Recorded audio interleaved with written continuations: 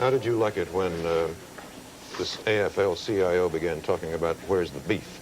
Nice, a nice big fat hamburger roll, but no beef. Well, what do you say to it? I showed the beef last night in Mobile, Alabama. Actually, I had 2 buns and a copy of my book. The book is 176 pages long, and it's got a lot of beef in it. And what I said was that I think a lot of people don't like that beef or can't digest it because it's not grown on special interest cattle. Senator, a lot of our exit polls show that you have the least amount of strength tonight among people who are looking for experience and who are looking for stability in a crisis. Now, that's a very important vote come November. What can you do to overcome that? Well, we have however many months there are, 8 or 10.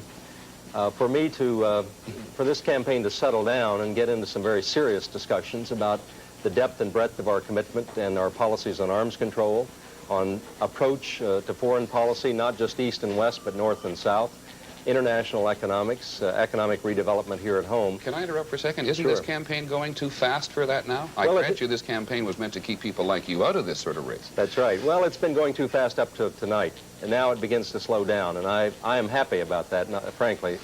This business about running on media and momentum is just nonsense.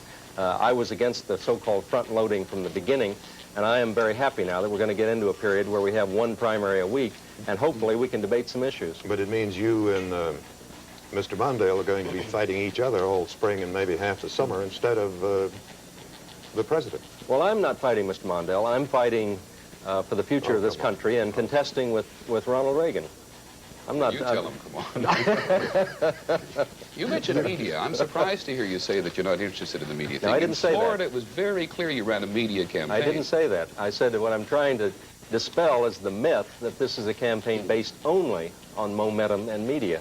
It's a campaign based on ideas. A lot of questions have been raised in the last few days about yourself and the way you've defined your character, your age, your name, your naval career, etc. You've got to overcome that clearly now. How do you begin doing that? Well, first of all, that concern, to the degree it exists at all, seems to exist almost exclusively in Washington. I don't hear a lot of American people talking about those issues. I think character, personality, background is all legitimate. People want to know who is attempting to lead their country and perhaps the free world. I welcome it. I have nothing to hide. There's nothing in my background I'm ashamed of. No October surprise. No. Politicians always worry about that in all parties, in all campaigns. Not me.